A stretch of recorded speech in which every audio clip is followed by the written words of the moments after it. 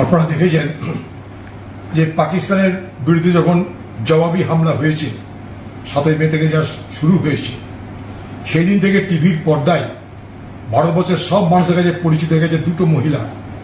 একজনের নাম সোফিয়া কুরেশি, আর একজনের ভৌমিকা সিং। আজকে মহারাষ্ট্র এই মধ্যপ্রদেশে একজন বিজেপি সরকারের মন্ত্রী,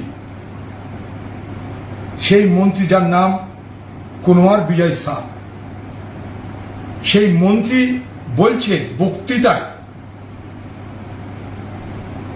যে সোফিয়া কুরেশি সে এক প্রকৃত অর্থে তারা একজন সন্ত্রাসবাদী, তারা সন্ত্রাসবাদীদের লোক। যেমন সন্ত্রাসবাদী হয় সে সন্ত্রাসবাদীদের বোন। অথচ এই সোফিয়া কুরেশি ভারতবর্ষের সামরিক বাহিনীর নেতৃত্ব দিয়ে কঙ্গোতে সে অভিযান করেছিল, তার জন্য সে পুরস্কৃত হয়েছিল। সামরিক বাহিনীর পদস্থ সে অফিসার। আজকে ভারতবর্ষের এই লড়াইয়ে মনে করুন পহেলগামের ঘটনার পর প্রথম জঙ্গিদের সঙ্গে যে সংঘাত, যে সংঘর্ষ হলো কাশ্মীরে, সেখানে প্রথম শহীদ হলো এই পশ্চিমবঙ্গের এই নদিয়ার ঝন্টু আলী শেখ। ভারতবর্ষের প্রধানমন্ত্রী বলছে, বাধ্য হয়ে বলছে যে ভারতবর্ষের সকলের সহযোগিতায়, সকলের সমর্থনে আমরা পাকিস্তানের বিরুদ্ধে এত বড় অভিযান করতে পেরেছি।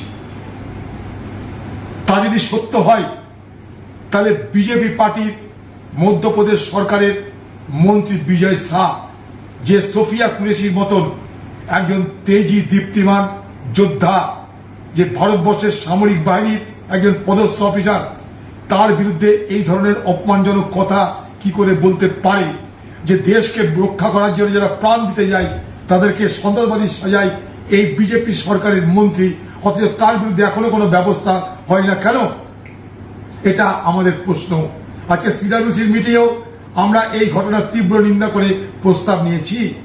তাই স্বাভাবিকভাবে আমরা চাই এই বিজয় শাহর মতন, কুনওয়ার বিজয় শাহের মতন মধ্যপ্রদেশের বিজেপি পার্টির যিনি মন্ত্রী, তাকে এক্ষুনি তার পদ থেকে বরখাস্ত করা হোক এবং তাদের পক্ষ থেকে সোফিয়া কুরেশির কাছে ক্ষমা চেয়ে নেওয়া হোক।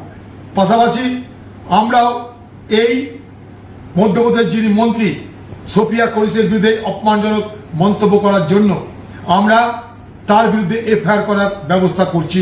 খুব শীঘ্রই আমরা সেই মন্ত্রীর বিরুদ্ধে ব্যবস্থা নিতে কোর্টে যাব।